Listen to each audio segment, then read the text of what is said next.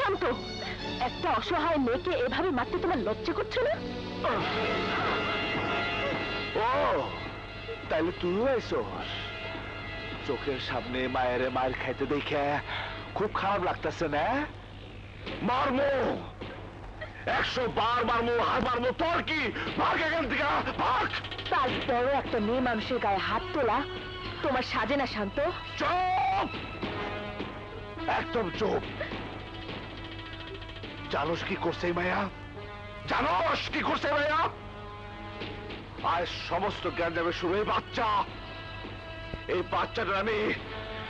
বাচ্চাটার আমি শেষ করে দিব, আমি শেষ করে দিব। তোমার পায়ে পড়ি, আমার সন্তানকে মাইরো না।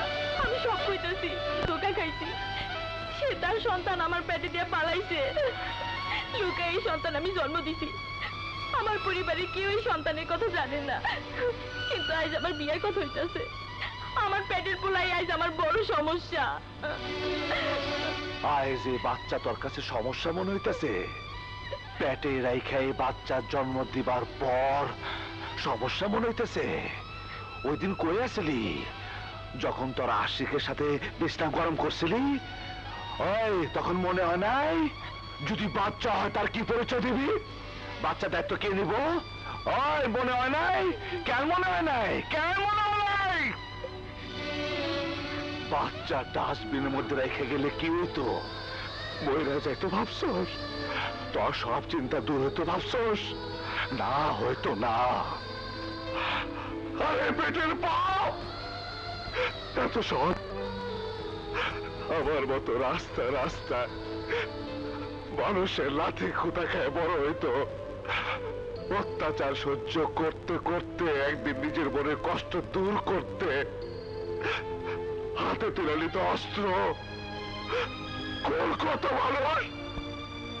এই মাতারি, তুই কি চাস এই বাচ্চার অবস্থা আমার মতো হোক? তাহলে ক, সমাজের মানুষকে ক, বাংলাদেশের মানুষকে ক, এই বাচ্চার অবস্থা আমার মতো হোক। অনেক বুঝি বাবা, ওই খাইলে দেও, ওই ওর মুখ বুঝতে পারছি। এই চুপ কর, চুপ কর, চুপ কর!